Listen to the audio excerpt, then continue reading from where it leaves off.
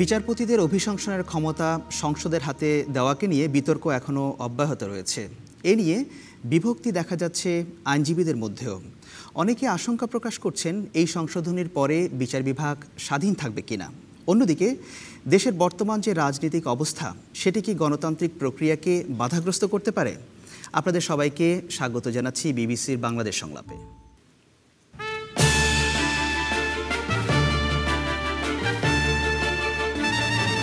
আজ প্যানেলে আছেন আওয়ামী লীগের আইন বিষয়ক সম্পাদক ও সাবেক আইনমন্ত্রী আব্দুল মতিন খসরু এমপি, বিএনপি চেয়ারপারসনের উপদেষ্টা ও সাবেক মন্ত্রী আমির খসরু মাহমুদ চৌধুরী, জাহাঙ্গীরনগর বিশ্ববিদ্যালয়ের সরকার ও রাজনীতির অধ্যাপক নাসিম আক্তার হোসেন এবং সুপ্রিম কোর্টের সিনিয়র আইনজীবী, সাবেক মন্ত্রী ও গণফোরামের সভাপতি ডক্টর কামাল হোসেন।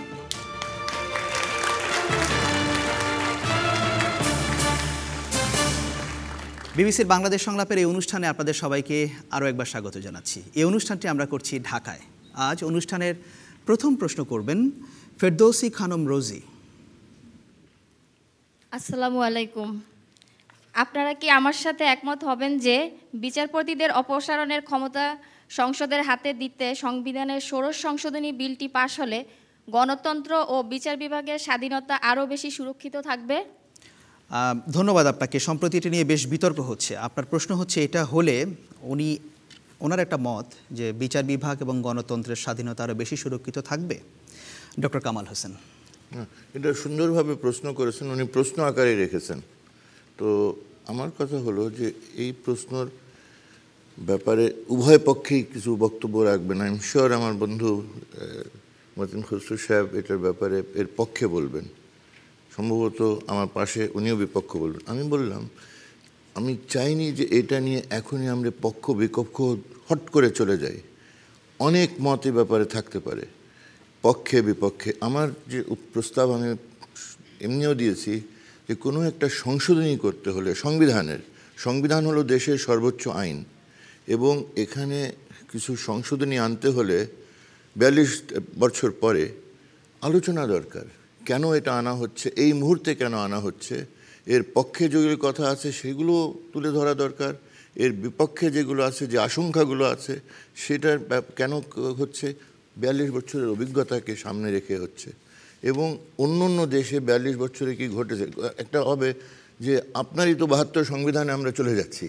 তো আমার কথা হলো যে না 40-42 বছরে কি হয়েছে এটা তো একটা পর্যালোচনা করতে হবে, বিবেচনা করতে হবে। যে ব্যাক গিয়ারে আমরা চলে যাব 72-এ কোনো কিছু না বিবেচনা করে এটা হয় না। আপনার মতটা কি?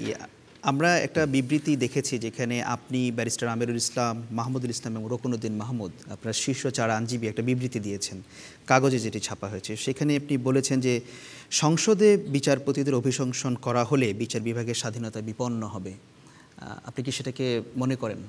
এটাই অভিজ্ঞতার আলোকে 40 বছরের অভিজ্ঞতা হলে, ইন্ডিয়াতেও আমাদের মতো বিধান ছিল 124 ধারা, আমাদের যেমন 96 আছে, সেখানে তারা আইন করলেন প্রায় 68 সনে, যাতে নিরপেক্ষ বিচার করে অভিযোগের ব্যাপারে এই জজকে পদচ্যুত করা হয়।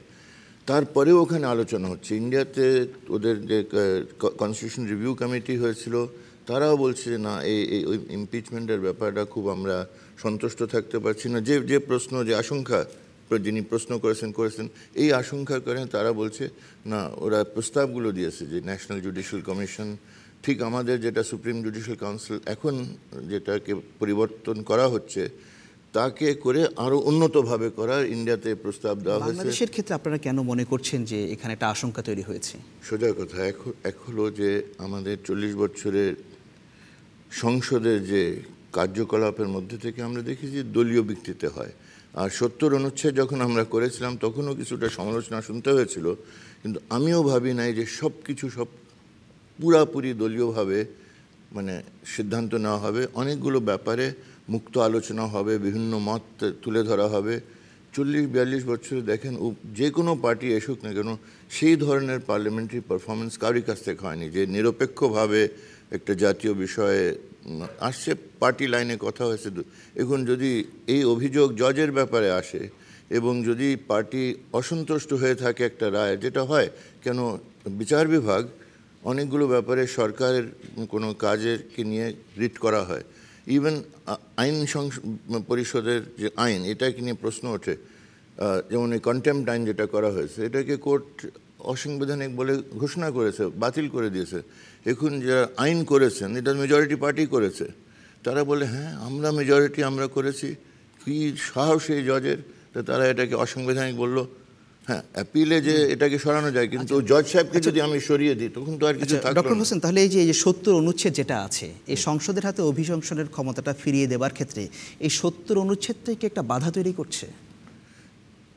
মানে একটা এটাও বিবেচনার মধ্যে অবশ্যই আনতে হবে যে হ্যাঁ 70 একটা সমস্যা তো সৃষ্টি করেছে, যে নিরপেক্ষ কারোর বিরুদ্ধে আপনি যদি অভিযোগ করে পদচ্যুত করতে চান, নিরপেক্ষ বিচার তো অবশ্যই এটা অপরিহার্য, এটা নিয়ে কোনো বিতর্কের অবকাশ নেই। মনে হয় কেউ আমরা এখানে নিরপেক্ষভাবে কে বিচার করতে পারে? এখন সংসদ কি এখন নিরপেক্ষভাবে বিচার করার ব্যাপারে আমাদের আস্থা অর্জন করেছে এই 42 বছরে? ধন্যবাদ আপনাকে ডক্টর কামাল হোসেন। নাসিম আক্তার হোসেন, জি, আপনি বিষয়টাকে কিভাবে দেখছেন? রাজনীতি পড়াই, তাই জনগণের মধ্যে যে সংশয় তৈরি হয়েছে সেটি আমরা বোঝার চেষ্টা করেছি। যেন অনেকটা এমনভাবে উপস্থাপন করা হচ্ছে এই বিলটির মাধ্যমে যে বিচারপতি তোমার বিচার করবে যারা, আজ জেগেছে এই জনতা। কিন্তু না, জনতা তো জাগেনি বিচারকদের বিচার করার জন্য। আমরা লক্ষ্য করছি যে পার্লামেন্টের ভেতরে একটি দল যাদের সংখ্যাগরিষ্ঠ, তারা বিচারকদেরকে নিয়ন্ত্রণ করতে চাচ্ছেন বলেই জনগণ মনে করছেন। কেননা তারা দেখেছেন যে বিচারকদের নিয়োগ দেওয়ার যে বিষয়টি, অ্যাপয়েন্ট করার, সেখানেও কিন্তু রাজনৈতিক বিবেচনা চলে আসে এবং দল তাদের আধিপত্য বজায় রাখতে চায়। এখন যে বলা হচ্ছে যে মিসকন্ডাক্ট এবং ইনক্যাপেবিলিটি, তার মানে যদি অসদাচরণ করেন কিংবা অযোগ্য হন তাহলে তাদের অপসারণ করা হবে। কিন্তু কিসের ভিত্তিতে মিসকন্ডাক্ট, কিসের ভিত্তিতে তার অযোগ্যতা প্রমাণ হবে, এখনো কিন্তু মানুষ সেটা জানে না। মনে হচ্ছে যদি কাউকে এটা যদি পলিটিক্যালি ইউজ করা যেতে পারে, কারণ জনগণ তো জানে না অসদাচরণ মানে কি। এই সংশোধনে যদি হয় তাহলে কি বিচার বিভাগের স্বাধীনতা হুমকির মুখে পড়বে? হ্যাঁ, বিচার বিভাগের স্বাধীনতা অবশ্যই হুমকির মুখে পড়বে। কারণ সংসদ তো 350 জনের মতটা নেবে না। ঘুরে ফিরে সংখ্যাগরিষ্ঠ দল 2/3 বললেও আবার দলে গণতন্ত্র নেই, দলে এক কথা। সংসদে কেউ কি বিকল্প কথা বলতে পারবে? বিকল্প ভোট দিতে পারবে না। ঘুরে ফিরে এক ব্যক্তির শাসন যেখানে কায়েম হওয়ার দিকে গণতন্ত্র অবশেষে স্থান করে নিয়েছে, সেখানে সংসদ বললে তো হবে না। সংসদের ভেতরে গণতন্ত্রের চর্চা নেই, দলে গণতন্ত্রের চর্চা নেই, তাহলে তো মানুষ এখানেই ভয় পাচ্ছে যেখানে রাজনৈতিক বিবেচনা মুখ্য হয়ে উঠবে, তখন মানুষ বিচার কার কাছে চাইবে? ধন্যবাদ আপনাকে। দেখি দর্শকরা বিষয়টিকে কিভাবে দেখছেন। তৃতীয় সারিতে বাঁ পাশে। বিচারপতিদের অভিশংসনের ক্ষমতা যদি সংসদের উপর দেওয়া হয় তাহলে বিচার বিভাগ কি নিরপেক্ষ থাকবে এবং রাজনীতিবিদরা কি রাজনৈতিক ফায়দা লুটবে না? আপনার কি মনে হচ্ছে? আমি জানতে চাচ্ছি এটা। আপনার কি কোনো মতামত আছে? আপনি কি কোনো আশঙ্কা আছে আপনার? আশঙ্কা তো অবশ্যই আছে যে আমাদের গণতন্ত্র হুমকির মুখে পড়বে এবং রাজনীতিবিদরা অবশ্যই সংখ্যাগরিষ্ঠ থাকলে সংসদে সেইখানে তারা একটা ফায়দা লোটার চেষ্টা করবে। ধন্যবাদ, অনেক ধন্যবাদ আপনাকে। পেছনের সারিতে, সর্বশেষ সারিতে বাঁ দিকে। আচ্ছা, ধন্যবাদ। এই বিচারপতিদের অভিশংসনের ক্ষমতা সংসদের হাতে দেওয়া যেতে পারে, তবে এখনই না। কেননা আমরা এখনো ম্যাচিউর গণতান্ত্রিক দেশ নয়। এটা দেওয়া যেতে পারে আরও অ্যাটলিস্ট 20 ইয়ার্স অর 30 ইয়ার্স পরে, বাট এখনই আমি মনে করছি না যে এটা ইজ সেফ ইন দ্য সংসদ। আচ্ছা, ধন্যবাদ আপনাকে। আপনাদের কাছে আবারও ফিরে আসার চেষ্টা করব দর্শকদের কাছে। আমির খসরু মাহমুদ চৌধুরী, বিচার বিভাগের স্বাধীনতা কতটুকু অবশিষ্ট আছে আমার জানা নাই। আমার মনে হয় যদি কিছু সামান্য অবশিষ্ট থাকে এখন, এর মাধ্যমে সেটা চিরতরে বিদায় দেওয়া হচ্ছে। কারণ আমরা তো দেখতেই পাচ্ছি যে বর্তমানে বিচার বিভাগের অবস্থা কি। সবচেয়ে দুঃখজনক হচ্ছে বাংলাদেশের প্রত্যেকটি ইনস্টিটিউশন একটার পর একটা ধ্বংসের পথে যাচ্ছে। আমরা ইতিমধ্যে দেখেছি গণমাধ্যমের উপর কি হয়েছে, বিচার বিভাগের উপর তাই হচ্ছে, এবং কোনো ইনস্টিটিউশন এখানে কাজ করার সুযোগ নেই। কারণ ইনস্টিটিউশন তখনই কাজ করে যখন দেশে গণতন্ত্র থাকে, জনগণের মতামতের প্রতিফলন ঘটে। আজকে সেই অবস্থান থেকে বাংলাদেশ সরে গেছে। যেখানে গণতন্ত্র নাই, যেখানে একটা অনির্বাচিত সংসদ অবৈধ সরকার দেশ পরিচালনা করছে বস্তুতপক্ষে রাষ্ট্রীয় সন্ত্রাসের মাধ্যমে, সেইখানে একটার পর একটা প্রতিষ্ঠান ধ্বংসের পথে যাবে, এটা তার একটা উদ্যোগ। এবং এই কারণে আজকে এই জনমনে সন্দেহটা উদ্রেক করেছে, এই কারণে যে যেখানে একটা নির্বাচিত সংসদই নাই, মানে এই যে অভিশংসনের ক্ষমতাটা যদি সংসদের হাতে চলে যায়, মনে হচ্ছে চলেই যাবে সেটাতে একটা সমন্বিত সিদ্ধান্ত হবে, সেখানে সংসদে ব্যাপারে সিদ্ধান্ত নেবে, তাহলে সমস্যাটা কোথায়? সমস্যাটা হচ্ছে প্রথমে যে সংসদে যাচ্ছে সেই সংসদ তো অনির্বাচিত সংসদ, তারপরে মনে করলাম ভবিষ্যতে একটা নির্বাচিত সংসদ আসলো, কি বৈধ সরকার আসলো, তখন আপনি বিচারপতিদের পুরোপুরি সংসদের উপর ডিপেন্ডেন্স হয়ে যাচ্ছে। এবং আমরা দেখতে পাচ্ছি যে বিচারপতিদের যেখানে নিয়োগের এখনো কোনো আইন নেই, যে দেশে বিচারপতিদের নিয়োগের কোনো আইন নাই, তাদেরকে বাদ দেওয়ার জন্য এত উদ্যোগ, এত হাই স্পিডে, কোনো স্টেক হোল্ডারের কোনো কনসালটেশন নেই। যে একজন দর্শক প্রশ্ন করেছিলেন সেই বিষয়টা নিয়ে, আপনার কাছে আসবো পরে, আবারও চেষ্টা করব। আব্দুল মতিন খসরু, শুনলেন? আপনাকে ধন্যবাদ। আমার মনে হয় এই আলোচনাটা করার পূর্বে 96 অনুচ্ছেদ বিচারপতিদের অপসারণের ব্যাপারে কি সংশোধনী আনা হয়েছে এই সম্পর্কে আমাদের জানা প্রয়োজন। আমি বলতে চাচ্ছি দুটো কথা সংশোধনী আনা হয়েছে। আমাদের সংবিধানের 96 অনুচ্ছেদের 1 উপনুচ্ছেদে বলা আছে বিচারপতিরা 67 বছর পর্যন্ত নিজ পদে বহাল থাকতে পারবেন। আর এখন যে 2, 3 এবং 4 সংশোধনী আনা হয়েছে, 2 হলো প্রমাণিত অসদাচরণ ও অসমর্থর কারণ ব্যতীত কোনো বিচারককে অপসারণ করা যাবে না। 3 হলো এই তার অসদাচরণ বা অসমর্থতা প্রমাণের জন্য সংসদ আইন দ্বারা প্রমাণের পদ্ধতি তদন্ত কীভাবে হবে তা নির্ধারণ করবে। এখন যেটা আছে, supreme judicial council headed by chief justice, senior most 2 জাজেস of the supreme court, supreme কোর্টের প্রধান বিচারপতি এবং সুপ্রিম কোর্টের সিনিয়র মোস্ট 2 জন জাজ, 3 জনে মিলে তারা যে রিপোর্ট দেবে তার উপর ভিত্তি করে রাষ্ট্রপতি তাকে অপসারণ করবে। আর এখন যেটা প্রস্তাব করা হয়েছে, আমার পরম শ্রদ্ধেয় আমাদের আইন অঙ্গনের উজ্জ্বল নক্ষত্র, আমাদের পরম শ্রদ্ধেয় অভিভাবক ডক্টর কামাল হোসেন সাহেব 72 সনে যে 96 অনুচ্ছেদ এনেছিলেন, সেটা এটাই ছিল যে প্রমাণিত অসদাচরণ ব্যতীত করা যাবে না। প্রমাণ করা যাবে কিভাবে? তার জন্য সংসদ আইন করবে। যেমন ভারতবর্ষে 124 ধারা করেছে, অনুচ্ছেদ আছে সংবিধান একই, হুবহু দাড়ি কমা সমীকরণ একই। প্রমাণিত করার জন্য there will be law passed by the parliament. ভারতে করেছে কি, যে জাজেস ইনকোয়ারি অ্যাক্ট অফ 1968, ওটার জন্য একটা আইন করা আছে 68-এ। কী করা আছে যে আমি এক মিনিট শেষ করি। কমিটি 3 সদস্যের কমিটি আছে ভারতে। একজন হলো হাইকোর্টের বিচারপতি, আরেকজন সুপ্রিম কোর্টের বিচারপতি, আরেকজন eminent jurist like doctor Kamal Hossain to be chosen by the speaker. Sir বললেন, আমি আইনে দেখলাম যে চিফ জাস্টিস, এই 3 জন মিলে করে। আমাদের দেশেও আমরা এমন আইন করব যে তদন্ত করে উনি অসদাচরণ করেছি করে নাই এইটা প্রমাণ করবে বিচারকরা। আব্দুল মতিন খসরু, এখানে একটি বিষয়, সুতরাং এখানে সংসদ কিছু করছে না, সংসদ শুধু আপনি সিল মারতেছে, অনুমোদন করছে। আব্দুল মতিন খসরু, এখানে একটি পয়েন্ট এখন ডক্টর কামাল হোসেন বলছিলেন যে এটা নিয়ে আরো আলাপ আলোচনা দরকার ছিল, সেটা না হয়ে খুব তড়িঘড়ি করা হচ্ছে, এটা যুক্তিসঙ্গত কথা। এটা যুক্তিসঙ্গত কথা। আমি যেটা বলতে আরেক মিনিট সময় দিলে আমি শেষ করতে পারতাম। তো 96 অনুচ্ছেদ করা, এখন যে সুপ্রিম জুডিশিয়াল কাউন্সিল ওয়াজ ডান, এটা অ্যানেক্ট হয়েছিল মার্শাল লর মাধ্যমে, সামরিক শাসকরা।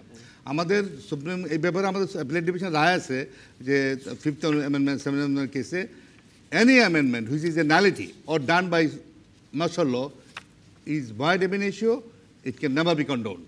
সুতরাং সামরিক শাসনের মাধ্যমে যেটা করা হয়েছে এটা তো void ab initio, এমনি অবৈধ, অসাংবিধানিক। সুতরাং আমরা যেটা করেছি এটা ডবল চেক আছে। ওইটা তো 3 জন বিচারপতি কেমনে করলো আনট্রান্সপারেন্ট ওয়েতে, আমরা স্বচ্ছতা ছিল না। এখন তো 3 জন বিচারক তদন্ত কমিটি করে তার মাননীয় বিচারকের বক্তব্য শুনবেন, যার বিরুদ্ধে অভিযোগ তার বক্তব্য শুনবেন, তারা রাইট অফ সেলফ ডিফেন্স থাকবে, সাক্ষী প্রমাণ নেবেন। নেওয়ার পরে উনি যদি অসাধারণ করেছেন প্রমাণিত হয় তবে উনি স্পিকারের কাছে রিপোর্ট দেবেন। দেখি আবার একটু দর্শকদের কাছে ফিরে যাই, মাঝখানে তৃতীয় সারিতে।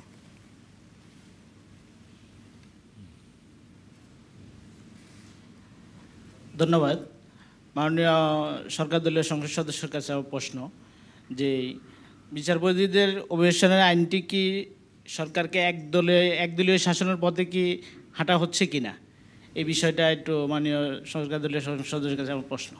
আপনার কাছে প্রশ্ন করছি, একদলীয় শাসনের পথে হাঁটছে এটা কিনা? তো এটা হলো সংশোধনীর কি এটা সম্পর্কে স্বচ্ছ ধারণা থাকলে এই প্রশ্নটা করা হতো না। একদলীয় তো প্রশ্ন ওঠে না। উনি অসদাচরণ করেছেন কি করেন নাই, উনি ঘুষ খেয়েছেন কি খায়েন না, অন্যায় করেছেন কি করেন নাই, এটা তদন্ত করে প্রমাণিত হওয়ার পরে সংসদ প্রসিডিংস নেবে। এবং সেখানে গিয়ে সেখানে আবার ডবল চেক আছে, 2/3 সদস্য থাকতে হবে। বাংলাদেশে 2/3 মেজরিটি খুব কম দলের থাকে, এইবার হয়েছে এমন খুব কম থাকে। তাহলে প্রথম কি দাঁড়ালো, that he has committed gross misconduct অথবা মিসবিহেভিয়ার, এটা প্রমাণ হতে হবে, তারপরে সংসদের কাছে ক্ষমতা যাবে। ধন্যবাদ। সংসদ শুধু সিল মারবে। ধন্যবাদ আপনাকে। আরেকজন দর্শক পেছনের দিকে, সংসদ করছে। বাম পাশে পেছনের দিকে। আমি মনে করছি বিচারপতিদের সংশোধনের ক্ষমতা সাংসদদের হাতে আসলে কোনো রকমই দেওয়া উচিত নয়। কারণ অনেক ক্ষেত্রেই দেখা গেছে যে আমরা বিভিন্ন পত্রপত্রিকায় দেখেছি যে বিভিন্ন সাংসদরা অনেক ক্রাইমের সাথে জড়িত। হ্যাঁ, যদি এই ক্ষমতা তাদের হাতেই চলে যায় তাহলে তো আসলে অনেক জিনিসই মানে পার পেয়ে যাবে তারা। ধন্যবাদ আপনাকে। মাঝখানে তৃতীয় সারিতে একজন নারী যিনি হাত তুলেছেন। আমার জানা মতে আমাদের দেশ গণতান্ত্রিক, বাট এখন বোঝা যাচ্ছে আসলে এটা গণতান্ত্রিক আর থাকতেছে না, এটা স্বৈরতান্ত্রিক হয়ে যাচ্ছে। কেন? কারণটা কি? কারণটা সব তো একদিকে চলে যাচ্ছে, কারণ সব জিনিস তারা যা বলতেছে তাই হচ্ছে। মানে এই ক্ষেত্রে কি হবে? এটা সংসদের হাতে গেলে তো বিষয়টা গণতান্ত্রিক হওয়ারই কথা, তাই না? হওয়ার কথা হলো, তারপরও কিছু কথা থেকে যায়। আচ্ছা, ধন্যবাদ আপনাকে। ডক্টর কামাল হোসেন, আপনার কাছে আসি। পত্রপত্রিকায় ছাপা হয়েছে অ্যাটর্নি জেনারেল মাহবুবে আলম, তিনি বলেছেন যে সংবিধানের 96 অনুচ্ছেদের মাধ্যমে বিচারপতিদের অভিশংসনের ক্ষমতা আপনারাই সংসদকে দিয়েছিলেন। অর্থাৎ আপনি যখন সংবিধান প্রণয়ন কমিটির লিড অথর যখন ছিলেন, আপনার নেতৃত্বে সেটা হয়েছিল, তাহলে এখন কেন আপনারা বিরোধিতা করছেন, এই প্রশ্নটা উঠছে। সেইটাকে বলার জন্য আমরা বলেছিলাম যে সংলাপে বসলে আমরা বেশ কয়েক ঘন্টা নিয়ে এটা বলতাম যে 48 বছরের অভিজ্ঞতা, আমাদের দেশের অভিজ্ঞতা, অন্যান্য দেশের অভিজ্ঞতার আলোকে এই জিনিসটা আমরা বলছি যে এখন এটা এইভাবে করা আর তড়িঘড়ি করার ব্যাপারে তো আমার ঘোর আপত্তি আছে, যেটা 2 দিনের মধ্যে আমরা করে দেবো। আরেকটা ব্যাপার আপনি আমাদের মতিন খুসরো সাহেব যেটা বললেন যে একটা আইন হবে ইন্ডিয়ার বরাদ দিয়ে, কিন্তু এখানে যে আইন হবে এটার খসড়াও তো নাই, কি হবে এই আইনে কেউ জানে না। তো অর্থাৎ যদি সংশোধনী দিতে হতো যে আমরা ওইভাবে চলে যাব, তো সেই আইনের খসড়াটাও সামনে দেওয়া দরকার, যে জজ হবে না কি হবে এটা তো আমরা জানি না, 3 মাসের মধ্যে হবে। তো 3 মাসের মধ্যে আইন হলে এখন এটাকে সংশোধনী কেন তড়িঘড়ি করে চাপিয়ে দেওয়া হচ্ছে? আব্দুল মতিন খসরু, আপনার কাছে আসছি যে এটা আলোচনার একটা কথা ছিল, আপনারা বলছিলেন যে প্রথমে একবার আলোচনা করবেন, কিন্তু পরে আলোচনার সিদ্ধান্ত থেকে সরে আসলেন। আলোচনার পথটা আপনারা বেছে নিলেন না কেন? এটা উত্তর দিচ্ছি। আমরা তো 96 অনুচ্ছেদের যেটা আছে আমি পড়ে শোনাচ্ছি, 1 মিনিট লাগবে। মানে প্রস্তাবিত সংশোধনী প্রমাণিত অসদাচরণ ও অসামর্থ্যের কারণে সংসদের মোট সংসদ সদস্য অনন্য 2/3 গরিষ্ঠতা দ্বারা সমর্থিত সংসদের প্রস্তাবক্রমে প্রদত্ত রাষ্ট্রপতির আদেশ ব্যতীত কোনো বিচারককে অপসারিত করা যাইবে না। 3, এই অনুচ্ছেদের 2 দফার অধীন প্রস্তাব সম্পর্কিত পদ্ধতি ও কোনো বিচারকের অপসারণ ও অসমর্থ সম্পর্কে তদন্ত প্রমাণের পদ্ধতি সংসদ আইনে তা নিয়ন্ত্রণ করবে। আমি আসতেছি, আপনার উত্তর দিচ্ছি। এই আইনটা হওয়ার পরে আমরা জুরি, জার্নালিস্ট, লয়ার্স, বিচারক সবাইকে ডাকবো ফর দ্য প্রোটেকশন সেফগার্ড, যে কি আইনের দ্বারা আমরা তদন্ত করবো, কিভাবে করবো। আইন করার আগে মানে সংসদে এটা পাস হয়ে যাওয়ার পরে। জি, তাই তো হয়। হ্যাঁ, আগে আপনি কেমনি করবেন? তো ডক্টর কামাল হোসেন স্যার যেটা বলতে এটাও যুক্তিসঙ্গত যে একবারও তো করতে পারেন। আমরা করতে চাচ্ছি যে আইনটা যখন করবো আমরা সকলের মতামত নেব, কারণ that will be the protection. আমরা তো এখন আমাদের এটা বলতে চাচ্ছি যদি আইনটা প্রমাণিত অসদাচরণ প্রমাণ হতে হবে বাই কমিটি, না আপনার ওই কমিটি কিভাবে হবে ওই সম্পর্কে না মিস্টার খসরু, আইন করব। যখন সংশোধনীটা পাস হচ্ছে তার আগে আলোচনাটা করলে অসুবিধা কোথায় ছিল? সেটাই কোথায় অসুবিধা? তাও করা যেত না, করা যেত না, এখনো করা যায়, এখনো পাস হয়নি। সেই কারণে আজকে আমি অত্যন্ত বিনয়ের সঙ্গে বলছি যে আমি কোনোভাবে বুঝতে পারছি না যে এইভাবে, আমি ওয়ার্ড ইউজ করেছি সুপারসনিক, সুপারসনিক গতিতে এটাকে কেন পাশ করার যে একটা চেষ্টা চলছে? না, এই কথাটা স্যার আপনি এই জন্য বিনয়ের সাথে আমি বলতে চাচ্ছি যে আমরা এই আইনটা পাশ করার পরে এই সংবিধান সংশোধন করার পরে আইনটা করার সময় আলোচনা করবে, এখন কেন করতেছি না? 96 অনুচ্ছেদে আপনি যেটা করেছিলেন হুবহু তাই তো করতেছে, দাবি কমা সমীকরণ সহ, নতুন একটি শব্দও নাই। দেখেন, এটা আপনি জানেন আপনার কথা ঠিক স্যার, আমি আপনার সাথে একমত, আলোচনা করা উচিত, because this constitution belongs to the whole nation, সমগ্র জাতির সম্পত্তি। আপনি একটু যোগ করতেছিলেন, খুব আমি একটু বলতেছি এটা যে স্পিডে করা হচ্ছে, একই স্পিড যেটা যখন কেয়ারটেকারের সরকার বাতিল করা হয়েছিল একই স্পিডে করা হচ্ছে, কারণ উদ্দেশ্য তো একটাই, 1 নম্বর। 2 নম্বর হচ্ছে আমার বন্ধু মতিন খসরু বলেছে যে কি ওই মার্শাল ল প্রোক্লেমেশনের মাধ্যমে এগুলো অবৈধ, সুপ্রিম কোর্ট অবৈধ। তাহলে আমি না সুপ্রিম কোর্টে আসছি আমি, তাহলে তো যখন আওয়ামী লীগ যখন একদলীয় বাকশাল করেছিল সেটাকে জিয়াউর রহমান সাহেব বহুদলীয় গণতন্ত্র করেছিল, তো ওনারা কি বহুদলীয় গণতন্ত্র বাতিল করে দেবে? 1 নম্বর। 2 নম্বর হচ্ছে যে উনি যে কথাটা বলেছেন, আমি এখানে সুপ্রিম কোর্টের অ্যাপিলেট ডিভিশনের এখানে অবজারভেশনটা আছে ক্লিয়ারলি, তারা বলেছে যে কি এটা সুপ্রিম জুডিশিয়াল কাউন্সিলের যে সিদ্ধান্ত জিয়াউর রহমান সাহেবের সময় যেটা অ্যামেন্ডমেন্ট করেছিল, কারণ এটা আপনাকে মনে রাখতে হবে, এই কাজটা কিন্তু সংসদ থেকে ক্ষমতা নিয়ে গিয়েছিল শেখ মুজিবুর রহমান সাহেব, উনি কিন্তু বাতিল করে প্রেসিডেন্টের হাতে নিয়ে গিয়েছিল। এটা আবার জিয়াউর রহমান সাহেব কিন্তু আবার জুডিশিয়াল কাউন্সিলের মাধ্যমে এর মধ্যে ফেয়ারনেস ফিরিয়ে আনছিল। সুতরাং পরবর্তীতে সুপ্রিম জুডিশিয়ালের যে সিদ্ধান্ত জিয়াউর রহমান সাহেব দিয়েছিল, যে করেছিল উনি, সেটাই কিন্তু supreme court appellate division upheld করছে। উনি যেটা বলছেন যে ওইসব সিদ্ধান্ত বাতিল হয়ে যাবে, কিন্তু সেটা সঠিক নয়। অ্যাপিলেট ডিভিশনে কিন্তু এটাকে আপহেল্ড করেছে যে কি সুপ্রিম জুডিশিয়াল কাউন্সিলের হাতে যে ক্ষমতা দেওয়ার সিদ্ধান্ত হয়েছিল by president Ziaur Rahman was a correct decision. সুতরাং that was upheld by the supreme appellate division. যে দ্রুততা নিয়ে সরকার এই যে বিচারকদের অভিশংসনের যে বিষয়টি আনলেন, এটি যার বিরুদ্ধে অভিযোগ আছে তাদের, ওকে, সেটার ক্ষেত্রে জনগণের সংশয়ের বিষয়টা এই কারণে যে অতি সম্প্রতি এই সরকারি আবার যে সম্প্রচার নীতিমালা করলেন, মানে জনগণের যে 2টি প্রতিষ্ঠানের উপরে ভয়ঙ্কর রকমের শ্রদ্ধা এবং আস্থা আছে, তার মানে গণমাধ্যম এবং বিচার বিভাগ, সে দুটোতেই যখন সরকার আধিপত্য বিস্তারের চেষ্টা করছেন, তখন জনগণ ভয়ঙ্করভাবে ভীত সন্ত্রস্ত হয়ে পড়ার কারণ তৈরি হয়েছে যে তাহলে তাদের কি হবে, এবং public confidence on the legal system এতে ব্রেকডাউন করতে পারে, সেই জন্য সরকারকে ভাবতে হবে। ধন্যবাদ আপনাকে নাসিম আক্তার হোসেন। আমি শ্রোতা দর্শকদের এখানে জানিয়ে রাখি, বিবিসি বাংলাদেশ সংলাপের উত্থাপিত বিষয়গুলো নিয়ে আপনারা আরও বিস্তারিত মতামত দিতে চাইলে বিবিসি বাংলার ওয়েবসাইট bbcbangla.com, এখানে আপনারা মতামত দিতে পারবেন। আর আপনারা যারা ফেসবুক ব্যবহার করেন, ফেসবুকে বিবিসি বাংলার পাতায়ও আপনার মতামত দেবার সুযোগ আছে। একটি ছোট্ট বিরতি নিচ্ছি, ফিরছি কিছুক্ষণের মধ্যেই।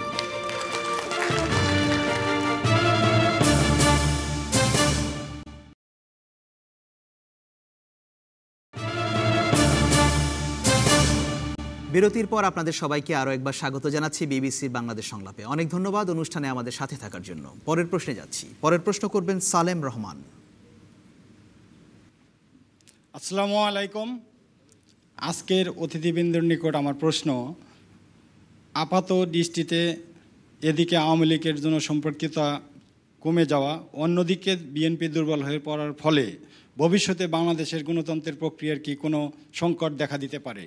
ধন্যবাদ আপনাকে প্রশ্নের জন্য। আওয়ামী লীগের জনসম্পৃক্ততা কমে যাওয়া, অন্যদিকে বিএনপি দুর্বল হয়ে যাওয়া, উনি মনে করছেন এটা কি গণতান্ত্রিক প্রক্রিয়ার জন্য কোনো সংকট দেখা দিতে পারে কিনা, ওনার মত। নাসিম আক্তার হোসেন, আপনি সরকার ও রাজনীতি পড়ান। জি, হ্যাঁ, যে দুটো দল আপনি বললেন, সে দুটো দল বড় দল বলা হয়, যদিও দুটো দলই গণসম্পৃক্ততা হারাচ্ছে। কারণ দীর্ঘ সময়ব্যাপী তারা যেভাবে গণতন্ত্রের নামে যা কিছু করেছেন সব কিছুই ক্ষমতায় যাওয়ার রাজনীতি, এবং শেষ পর্যন্ত এমন দাঁড়ালো যে গণতন্ত্রের সংজ্ঞা কেবল নির্বাচন, তাও নয়, সেই নির্বাচনেরও বিকৃতি ঘটে গেল এবং নির্বাচন ভীতি যেন তৈরি হলো যে নির্বাচন না হলে আরও ভালো হয়। এবং বিরোধী দল যে গণতন্ত্রের বিকল্প চিন্তা, বিকল্প দর্শন এবং নীতি বলার জন্য যে বিরোধী দল অত্যাবশ্যক গণতন্ত্রে, সেটিও কিন্তু আর দাঁড়াতে পারছে না। তাহলে দুটো বড় দল যারা পালাক্রমে শাসনের ছিলেন, তাদের দুই দলের প্রতি জনগণের আস্থা কিন্তু হারিয়ে যাচ্ছে।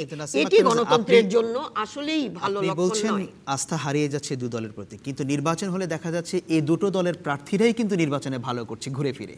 তাহলে কমলোটা কিভাবে? হ্যাঁ, এটা তো ঠিক, কিন্তু জনগণ কোন কৌশলে যাবে? দুটোই একই রকম যদি থাকে, তখন তারা ভাবে ঠিক আছে 5 বছর ওরা করুক, আর চরম নৈরাজ্য হলেও ভাবে একটু রেহাই পাবো যদি বদল হয়। তার মানে যখন জনগণের হাতে আর তেমন কিছু নেই, তখন তারা বদল করে গণতন্ত্রকে রক্ষা করে একটু রেহাই পেতে চায়। রেহাই পাওয়া মানে তার অধিকার প্রতিষ্ঠা নয়। ধন্যবাদ আপনাকে। একটু দর্শকের মতামত নেই, পেছনের দিকে ডান পাশে। ধন্যবাদ। আমার প্রশ্ন হলো, ইদানিংকালে দেখা যাচ্ছে দলীয় নেতৃবৃন্দ তারা নির্বাচনের পূর্বে এই সাধারণ জনগণকে বলে দেন মিডিয়ার মাধ্যমে যে কোনো ক্যান্ডিডেট দেখতে হবে না, প্রতীক দেখে ভোট দিলেই হবে। গণতন্ত্রের সংজ্ঞা কি প্রতীক, না গণতন্ত্রের সংজ্ঞা ভালো মানুষ পাওয়ার আকাঙ্ক্ষা? ধন্যবাদ আপনাকে। দ্বিতীয় সারিতে আপনি এই প্রসঙ্গে বলবেন যে কোনো সংকট?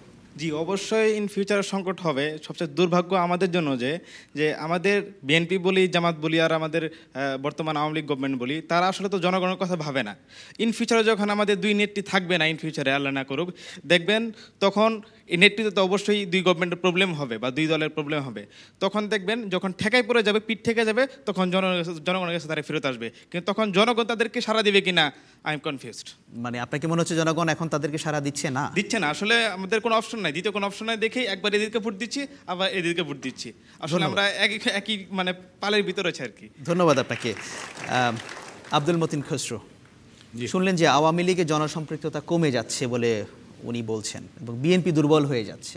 এটা একটা গুরুত্বপূর্ণ প্রশ্ন, যদিও তার সাথে আমার দ্বিমত রয়েছে যে আওয়ামী লীগের জনসম্পৃক্ততা কমে যাচ্ছে, এটা ওনার বক্তব্য, আমি তার সাথে একমত না। তবে এটাতে একমত বিএনপি এবং আওয়ামী লীগ এই দেশের বর্তমান রাজনীতির বৃহত্তম দুটো রাজনৈতিক দল। তারা দুটো দলই দুর্বল হলে গণতন্ত্র দুর্বল হবে। সুতরাং রাজনৈতিক দলগুলো শক্তিশালী হওয়া প্রয়োজন, তাহলে পার্টিসিপেটরি ডেমোক্রেসি, প্লুরালিজম যে ডেমোক্রেসির ওই বহুমাত্রিকতা থাকবে। এই জন্য দুইটি দল না, আরও দল যদি শক্তিশালী হয় তো গণতন্ত্র শক্তিশালী। নাসিম আক্তার হোসেন বলছেন যে এখন রাজনীতিবিদদের মধ্যে, বিশেষ করে ক্ষমতাসীন দলের মধ্যে একটা নির্বাচন ভীতি তৈরি হয়েছে। এটা ঠিক না। যেমন ধরেন আমি আজকে 42 বছর রাজনীতি আছি, ছাত্র জীবন থেকে। তা আমরা গ্রীষ্ম, বর্ষা, শরৎ, হেমন্ত, শীত, বসন্ত 12 মাস মাঠে থাকি। মানুষের আপদে বিপদে আনন্দে আহ্লাদে সবসময় থাকি। যারা হঠাৎ করে যাবেন বুদ্ধিজীবী হতে পারবেন, রাজনীতিবিদ হতে পারবেন না। 12 মাস মাঠে আমারও ভোট দেবে না, অন্য লোককে ভোট দেবে কেন? ধন্যবাদ। খালি গিয়ে গেল মানুষ আমাকে ভোট দেবে। ধন্যবাদ আপনাকে। আমির খসরু মাহমুদ চৌধুরী, শুনছিলেন যে বিএনপিকে উনি দুর্বল মনে করছেন এবং গণতান্ত্রিক প্রক্রিয়া সংকট দেখা দেবে কিনা, এবং বলছেন যে আসলে মানুষের অপশন নাই দেখে একবার বিএনপি একবার আওয়ামী লীগ এরকমটা হচ্ছে। এটা তো ভালো অপশন। এটা হচ্ছে দিনের শেষে দেশের জনগণ হচ্ছে দেশের মালিক, আমাদেরকে এটা বুঝতে হবে। সুতরাং গণতন্ত্র শক্তিশালী করতে হবে। গণতন্ত্র শক্তিশালী হলে জনগণের হাতে ক্ষমতা গেলে জনগণের সিদ্ধান্তে যারা নির্বাচিত হয় তারা দেশ পরিচালিত করবে। তবে ডেমোক্রেসি ইজ এ প্রসেস। আমি মনে করি আমাদের সার্বিকভাবে রাজনীতিতে প্রাতিষ্ঠানিক অনেক দুর্বলতা আছে, দলের মধ্যেও দুর্বলতা আছে, কিন্তু সবচেয়ে বড় দুর্বলতা হচ্ছে আজকে গণতন্ত্রের। যে দেশ গণতন্ত্রহীন হয়ে যাওয়ার কারণে আজকে গণতান্ত্রিক প্রক্রিয়া বন্ধ হয়ে গেছে এবং যে জন্য প্রতিষ্ঠানগুলো একটার পর একটা ধ্বংস করা হচ্ছে। এটাকে আপনাকে রোধ করতে হবে, গণতন্ত্র ফিরিয়ে আনতে হবে। জনগণের দেশের মালিক জনগণ, তাদের হাতে ক্ষমতা ফিরিয়ে দিতে হবে এবং তাদের সিদ্ধান্তে নির্বাচিত যে সংসদ হবে তারা যাতে দেশ পরিচালিত করতে হবে। এটা আপনাকে যদি নিশ্চিত করতে পারেন, পরবর্তী যে সমস্যাগুলো দুর্বলতাগুলো আছে এগুলো একটা প্রসেসের মাধ্যমে কারেকশন হবে। ধন্যবাদ। কারণ এটা হতে বাধ্য। গণতন্ত্র হচ্ছে একটা প্রক্রিয়াটাকে আপনাকে অব্যাহত রাখতে হবে। ধন্যবাদ আপনাকে। আর একটু দর্শকদের মতামত নেই, দ্বিতীয় সারিতে বাঁ দিকে।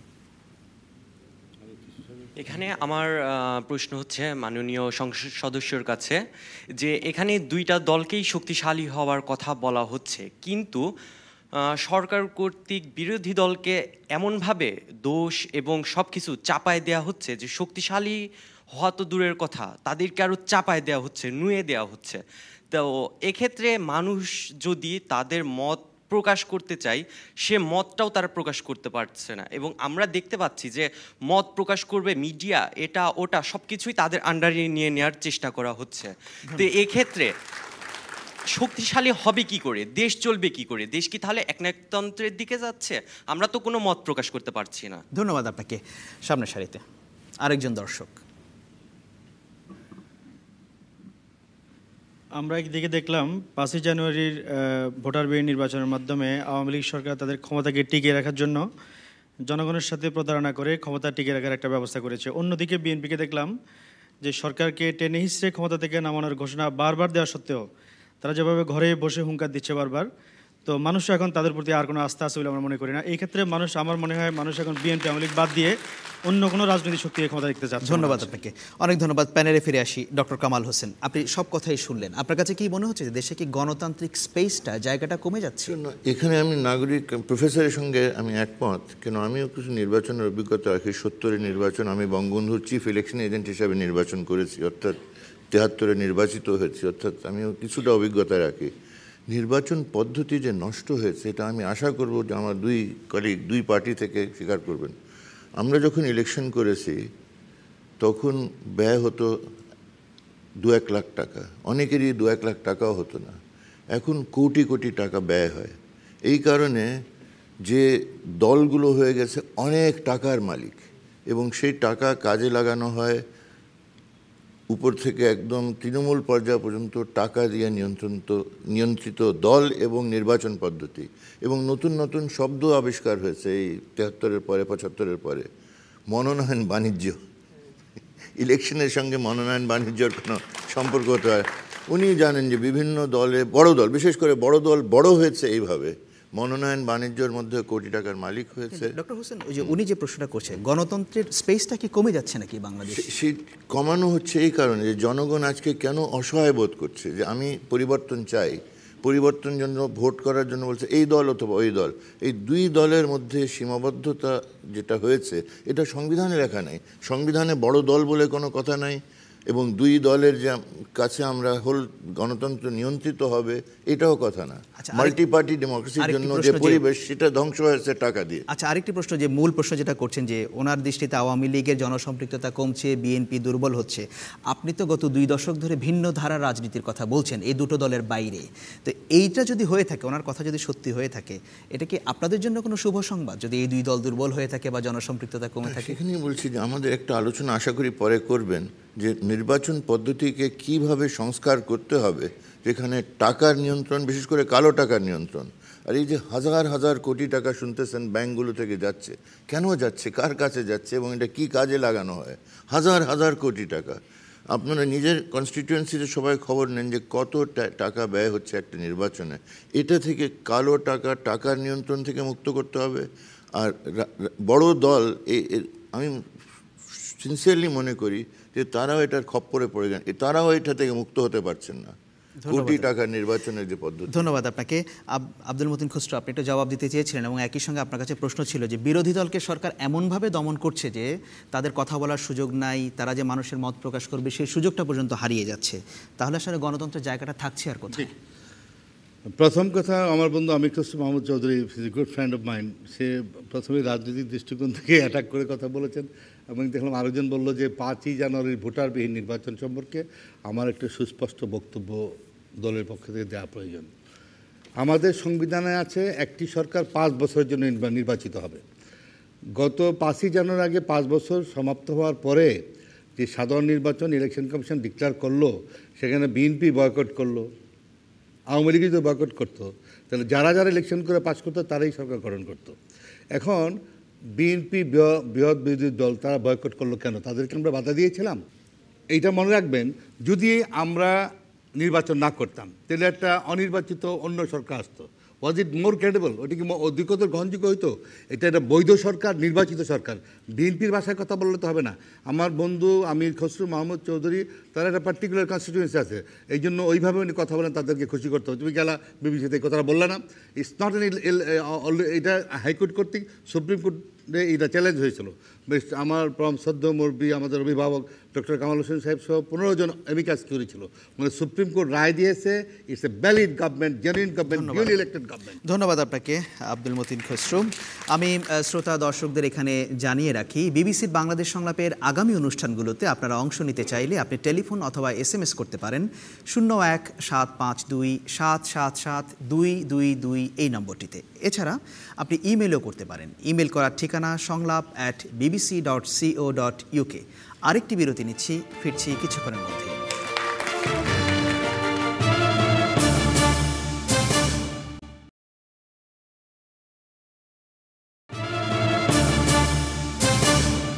বিরতির পর আবারও ফিরে এলাম, দেখছিলেন বিবিসির বাংলাদেশ সংলাপ। অনেক ধন্যবাদ আমাদের সাথেই থাকার জন্য। এবারে পরের প্রশ্নে যাচ্ছি। পরের প্রশ্ন করবেন মিনার্ভা সুতার। ধন্যবাদ। আমার প্রশ্নটি হলো, বিশ্ববিদ্যালয় মঞ্জুরি কমিশন 12টি বেসরকারি বিশ্ববিদ্যালয়ে ভর্তি না হওয়ার জন্য শিক্ষার্থীদের পরামর্শ দিয়েছে। এ ধরনের পরামর্শ না দিয়ে কর্তৃপক্ষের কি উচিত নয় এসব বিশ্ববিদ্যালয় পুরোপুরি বন্ধ করে দেয়া? ধন্যবাদ আপনাকে। সম্প্রতি বিশ্ববিদ্যালয় মঞ্জুরি কমিশন এই বিজ্ঞপ্তিটি দিয়েছে, আপনারা সবাই দেখেছেন পত্রপত্রিকায়। সেই প্রেক্ষাপটে প্রশ্ন। নাসিম আক্তার হোসেন, আপনার কাছে কি শুরু করি বিশ্ববিদ্যালয়ের শিক্ষক। এগুলো বেসরকারি বিশ্ববিদ্যালয়, তাই তো? হ্যাঁ, 12টি বেসরকারি বিশ্ববিদ্যালয়। বেসরকারি বিশ্ববিদ্যালয়।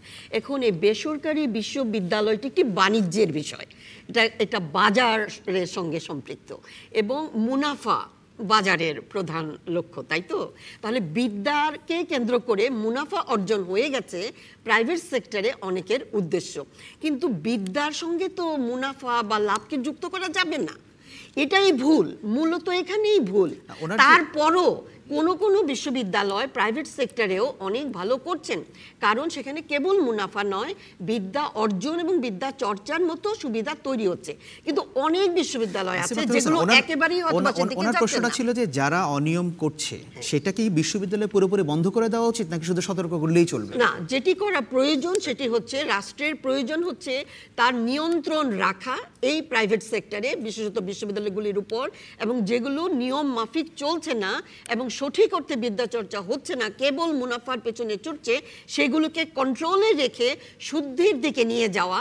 কারণ একথা ঠিক যে আমাদের অনেক শিক্ষা প্রতিষ্ঠান প্রয়োজন। এত স্টুডেন্ট এবারও পাশ করেছেন, সবাইকে তো বিশ্ববিদ্যালয়ের জায়গাও দিতে পারছে না। কাজে রাষ্ট্রের উচিত হবে এভাবে না গিয়ে বরং সেগুলোকে শুদ্ধ করা। ধন্যবাদ আপনাকে। একজন দর্শক মাঝখানে।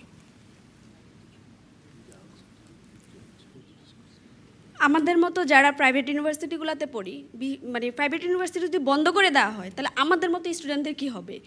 এতে সরকারের কি পদক্ষেপ নেওয়া উচিত না? মানে ওনের সবাই বন্ধর কথা বলছে না, যারা অনিয়ম করছে তাদের ব্যাপারে বলা হচ্ছে। যারা অনিয়ম করছে তাদেরকে সতর্ক করতেছে, বাট ওরকমভাবে তাদেরকে বলতেছে না যে তাদের অনিয়মগুলা ঠিক করার জন্য। কিন্তু প্রতিনিয়ত স্টুডেন্টরা ওখানে ভর্তি হচ্ছে, ইভেন তাদের হচ্ছে যে 8 সেমিস্টার 10 সেমিস্টার যারা এই সেমিস্টারে আছে তাদের কি উপায়? প্রাইভেট ভার্সিটি ওদের অনিয়মের কারণে বন্ধ করে দিবে, কিন্তু যারা স্টুডেন্টরা পড়াশোনা করতেছে অনেক টাকা খরচ করে, তাদের এখন কি করা উচিত? তাদের করণীয় কি? ধন্যবাদ আপনাকে। পেছনের দিকে আরেকজন টি শার্ট। আমার এখানে প্রশ্ন হলো যে যারা আমরা প্রাইভেট ইউনিভার্সিটিতে পড়তেছি, তো প্রাইভেট ইউনিভার্সিটি যখন আমরা এতদিন পর জানতে পারলাম যে এসব প্রাইভেট ইউনিভার্সিটি আমাদের দুর্নীতিগ্রস্ত, তো এই দুর্নীতিগ্রস্তর পিছনে যারা আছে তাদের জন্য সরকার কি পদক্ষেপ নিচ্ছে, বা তাদের কি একটা দৃষ্টান্তমূলক শাস্তি দেওয়া যায় না, বা এটা সরকার কি পদক্ষেপ নিচ্ছে আমি জানতে চাচ্ছি। ধন্যবাদ আপনাকে। আমির খসরু মাহমুদ চৌধুরী। মানে monitoring and oversight is very important, এবং এগুলো ক্লোজ মনিটরিং না হওয়ার কারণে, ওভারসাইট না থাকার কারণে এই পর্যায়ে আসছে। আপনার এই পর্যায়ে আসলো কি করে, সেটাই তো প্রশ্ন। এইসব ইউনিভার্সিটি এই পর্যায়ে আসার আগে তাদের নিশ্চয় প্রপার মনিটরিং হয়নি, ওভারসাইট হয়নি, রেগুলেটরদের নেগলিজেন্স ছিল। এইটা যতক্ষণ ঠিক না হবে, এখানেই এই দুর্বলতার কারণে আজকে এই পর্যায়ে আসছে, না তো আসার কোনো কারণ নেই। ডক্টর কামাল হোসেন। এইটাই তো কথা, কিন্তু রেগুলেশন কেন হচ্ছে না? গ্রান্টস কমিশন আছে, আইন আছে, কর্তৃপক্ষ আছে, কিন্তু কেন হয় না? কেন এই যে ইউনিভার্সিটির পারমিশনগুলো দেওয়া হয়, এটা রাজনৈতিক পৃষ্ঠপোষকতা, পেট্রনেজ। ব্যাংকগুলো এইভাবে দেওয়া হয়েছে, 50-এর বেশি ব্যাংক হয়েছে। কথা হলো যে ব্যাংকগুলোকেও রেগুলেট করার কথা, সেগুলো রেগুলেট না হলে দেখেন যে ব্যাংকগুলোর কি সংকটে পড়ে যাচ্ছে, ব্যাংকের পর ব্যাংক। এই আর এই প্রাইভেট ইউনিভার্সিটি শিওর, এই যে সবাই মানে এত সচেতনভাবে বলেছেন যে এদের মানকে রক্ষা করা হতে, উন্নত মানের যেটা রক্ষা করার কথা, যাদের দায়িত্ব আছে তারা করে না। এখন নেক্সট প্রশ্ন, কেন করে না? আইনের কোনো ঘাটতি নাই, কিন্তু প্রয়োগের ঘাটতি আছে। যারা এই পৃষ্ঠপোষকতা করে এদেরকে দিয়েছেন তারা এদেরকে প্রোটেক্ট করেন, যে এদেরকে যদি অভিযোগ কিছু আসে এর উপরে কোনো তদন্ত হয়ে কার্যকর পদক্ষেপ না নিয়ে এটাকে প্রোটেকশন দেওয়া হয়। এইটা হয়ে এসছে, শুধু বিশ্ববিদ্যালয়ের ব্যাপার না, অন্য খানেও যেখানে প্রয়োজন আছে এগুলো হয় না। ধন্যবাদ আপনাকে। আব্দুল মতিন খসরু, খুব সংক্ষেপে যদি উত্তর দেন। এটা একটা ভয়ানক ব্যাপার, জাতির সাথে বিশ্বাসঘাতকতা করা আমাদের নলেজে আছে। এখন ডক্টর কামাল হোসেন স্যাররা ভয় পাওয়া উচিত যে এই যেই হারে জাল সার্টিফিকেট, জাল পিএইচডি, জাল কি বলে পোস্ট ডক্টরেট পাওয়া যাচ্ছে, আপনি টাকা দিলে 5 লাখ 3 লাখ পিএইচডি ডিগ্রি পাওয়া যায়, মাস্টার ডিগ্রি পাওয়া যায়। আমি এমনও ছেলে চিনি আমার সাথে সুপ্রিম কোর্টে আর্টস কলেজে করতে জুনিয়র হিসেবে, সে একদিনের জন্য প্রাইমারি স্কুলও যায় না, হাই স্কুলও যায় নাই। সে হয়েছে কি কিরে, আমি এলএলবি অনার্স পাস করছি স্যার। এগুলো প্রচুর ছাত্র, তাদের তো অভাব নাই, কোনোদিন ক্লাস হয় না। ঢাকা বিশ্ববিদ্যালয়, জাহাঙ্গীরনগর বিশ্ববিদ্যালয়ের টিচারদেরকে হায়ার করে নেয় না। এইটা ইউজিসির দায়িত্ব সবচেয়ে বেশি। ইউজিসি তার অর্পিত দায়িত্ব হয়তো ঠিকভাবে পালন করতে পারছে না। আমি একমত, তাদেরকে কিভাবে পারমিশন দিল। আর যারা সার্টিফিকেট নিয়ে অলরেডি গেল তারা ভালো বড় প্রস্থান চাকরি করছে, হিজ পিএইচডি কিচ্ছু জানে না, পিএইচডি বানান করতে পারবে না, অর্থ এব্রিভিয়েশনটা জানে না, হি হ্যাজ বিকাম পিএইচডি। জাল পিএইচডি, জাল মাস্টার, জাল অনার্স গ্রাজুয়েট হয়ে যাচ্ছে। এতে জাতির জন্য মানসম্মত শিক্ষা ব্যতীত এই জাতি আগাবে না। এই জন্য শিক্ষা যে আপনার ক্যান্সার ঢুকেছে, this must be proper supervision, monitoring is a must. ধন্যবাদ আপনাকে। পরের প্রশ্নে যাচ্ছি, দেখতে হবে ইউজিসিকে দেখতে হবে। পরের প্রশ্নে যাচ্ছি। পরের প্রশ্ন করবেন আওয়ালুল আজম খান। শুভ সন্ধ্যা। আমার প্রশ্ন হচ্ছে, অবৈধ দখল করা রেলওয়ের জায়গায় দুর্ঘটনা এবং মৃত্যু, এসবের জন্য দায় কার? রেল দুর্ঘটনা সম্প্রতি যেখানে অবৈধভাবে বাজার গড়ে উঠেছিল সেখানে রেল দুর্ঘটনায় 4 জন মারা গেছে, কেউ বলছে 3 জন মারা গেছে। সেই প্রেক্ষাপটে এই প্রশ্ন, এর দায় কার? আমির খসরু মাহমুদ চৌধুরী। এটা তো আইন শৃঙ্খলার একটা ব্যাপার হয়ে যায়, সরাসরি রুল অফ লর প্রশ্নটা চলে আসে। এবং যে প্রেক্ষাপট এখন, যে দলীয়করণের একটা চরম পর্যায়ে চলে গেছে। এবং না আমি বলছি, আমি শেষ করছি, আগে পরের কথা তো না, আমি দলীয়করণের কথা বলছি। এবং বিশেষ করে আমি এটা বলছি, দলীয়করণ সবসময় ছিল, এখনও আছে, এখন অনেক বেড়ে গেছে। এবং এটার কারণে যেটা হচ্ছে যে অগণতান্ত্রিকভাবে নির্বাচিত হওয়ার কারণে আজকে আমি বলছি রাষ্ট্রীয় সন্ত্রাসের মাধ্যমে যখন আপনি ক্ষমতা দখল করবেন, আপনি কাউকে নিয়ন্ত্রণ করতে পারবেন না। কারণ যারা আপনাকে ক্ষমতায় বসিয়েছে তারা কিন্তু আপনার নিয়ন্ত্রণের বাইরে, ওরা আর কাকে নিয়ন্ত্রণ করবে? আইন শৃঙ্খলা বাহিনী তো তাদের বাইরে চলে গেছে। আব্দুল মতিন খসরু, রেলের দুর্ঘটনা, আমরা এই বিষয়টা অত্যন্ত জাতীয় গুরুত্বপূর্ণ। আমার বন্ধু আমির খসরু মাহমুদ দলীয় দৃষ্টিকোণ থেকে আলোচনা করছেন। এই বস্তিগুলো দীর্ঘদিন যাবৎ আছে, সংশ্লিষ্ট মন্ত্রণালয়ের দায়িত্ব, সরকারের দায়িত্ব। কারণ এই বস্তিগুলো আপনার কি বলে, নদী ভাঙ্গনের মানুষ, অসহায় মানুষ, তারা জায়গা পাচ্ছে না, এখানে গিয়ে আশ্রয় নিয়েছে। তাদেরকে একটা অল্টারনেটিভ ব্যবস্থা করে, বিকল্প থাকার ব্যবস্থা করে এদেরকে সরিয়ে দেওয়া উচিত ইমিডিয়েট। হঠাৎ নেই, কথা নেই, বাড়তি নেই, শোকত ছাড়া আপনি তাদেরকে বাড়িঘর ভেঙে দিলেন, এটা যেমন অন্যায়, মানুষগুলো মারা যাচ্ছে এটাও অন্যায়। সবচেয়ে বড় অন্যায় হলো রেলওয়ে মন্ত্রণালয়, আজকের রেলওয়ে মন্ত্রণালয় এই গত 20-30 বছর যাবতই এই বস্তিগুলো গড়ে উঠেছে। এটা বন্ধ করতে হবে রেলের মন্ত্রণালয় সরকারকে, এবং বিকল্প ব্যবস্থাও করতে হবে আগে। আমি মনে করি যে এটা এভাবে দেখুন, যে এখানে আক্রান্ত হয়েছে কারা? ক্ষমতাহীন মানুষ। বস্তিতে নিশ্চয়ই ক্ষমতাবানরা, ধনী লোক যে ওখানে বাস করে না, তারা বানভাসী মানুষ, এনভায়রনমেন্টাল রিফিউজি, ঘরবাড়ি নাই, নদী ভেঙে নিয়ে গেছে, তারা এসে যে কোনোভাবে হোক বাঁচার জন্য, সংগ্রাম করার জন্য বস্তিতে এসে বাস করছে। আর তার এই নাজুকতা, হতাশা এবং দারিদ্র্যকে পুঁজি করে কিছু সংখ্যক মানুষ ব্যবসা বাণিজ্য ফেদে বসেছেন, এবং তারা এই পাবলিক ল্যান্ড কমে গেছে, দখল করে ফেলছেন ক্ষমতাবানরা। অল্প যা আছে এখানে দরিদ্র মানুষ এসে কোনো রকমের মাথা গুঁজে আর তাদেরকে নিয়ে বাণিজ্য করছেন, এবং এই বাণিজ্যের খেসারত, তাদের ব্যবসা বাণিজ্য, এখানে দোকানপাট আমরা দেখেছি কাগজে কি সব হয়েছে। এই যে ক্ষমতার রাজনীতি এবং পৃষ্ঠপোষকতা, কারা পৃষ্ঠপোষক? অবশ্যই যারা ক্ষমতার সঙ্গে আছেন, যারা আইন শৃঙ্খলার অথরিটির সঙ্গে যাদের ভালো সম্পর্ক, তাদের ওই ক্ষমতাহীন, দরিদ্র, অসহায় আর পরিবেশ রিফিউজি, আবার গভর্নমেন্ট পরিবেশ রিফিউজির স্বীকৃতিও নাই। বানবাসী মানুষের স্বীকৃতি হলে তারা কোথায় যাবে? ধন্যবাদ আপনাকে ডক্টর কামাল হোসেন। এই ব্যাপারে আমি 1 মিনিট বলতে চাই, এই কারণে যে এই বস্তিবাসীদেরকে আইনের আশ্রয় নেওয়ার ব্যাপারে আমি 20-25 বছর ধরে ধারাবাহিকভাবে কাজ করেছি এবং এই রেলওয়ে বস্তিগুলোর ব্যাপারে আমাকে আইনের আশ্রয় নিয়ে দিতে হয়েছে। এবং এই কথা বলে যে না বিকল্প ব্যবস্থা করা হবে, সময় দেওয়া হবে, পুনর্বাসন করা হবে, যেটা মতিন ভূষণ সাহেব বললেন, যেটা যে কোনো সচেতন মানুষ বলবে এটাই হলো বিকল্প। কিন্তু হয় না কেন? কেন জায়গার এত মূল্য বেড়ে যাচ্ছে যে এটাকে অন্যভাবে দখল করে ওই যে বাণিজ্য করার আগ্রহ এত বেশি, 40 ভাগের বেশি মানুষ বস্তিবাসী।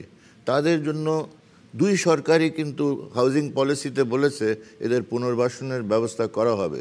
20-25 বছরে কিন্তু হচ্ছে না। হ্যাঁ, তো সেই বলি যে এখানে আমি বলি যে নাগরিক আমরা সবাই আছি মিলে এই ব্যাপারে আরও সক্রিয় হতে হবে, প্রেশার ক্রিয়েট করতে হবে, আমাদেরকে মানে সজাগ দৃষ্টিতে এগুলো দেখতে হবে। ধন্যবাদ আপনাকে ডক্টর কামাল হোসেন। একই সাথে আমি ধন্যবাদ জানাচ্ছি প্যানেলে বাকি 3 জনকেও। ধন্যবাদ রইল দর্শক হিসেবে আপনারা যারা প্রশ্ন করেছেন, মতামত দিয়েছেন, আপনাদেরকেও দুঃখ প্রকাশ করছি অনেক হাত তোলার পরেও যাদেরকে আমি সুযোগ দিতে পারিনি সেজন্য। আর বরাবরের মতোই ধন্যবাদ রইল চ্যানেল আই এবং বিয়াম ফাউন্ডেশনের জন্য। বিবিসির বাংলাদেশ সংলাপের আগামী অনুষ্ঠানটি হবে সিলেটে। আশা করছি সেই অনুষ্ঠানটি আপনারা দেখবেন এবং সেই অনুষ্ঠান দেখার আমন্ত্রণ জানিয়ে আজ এখানে বিদায় নিচ্ছি।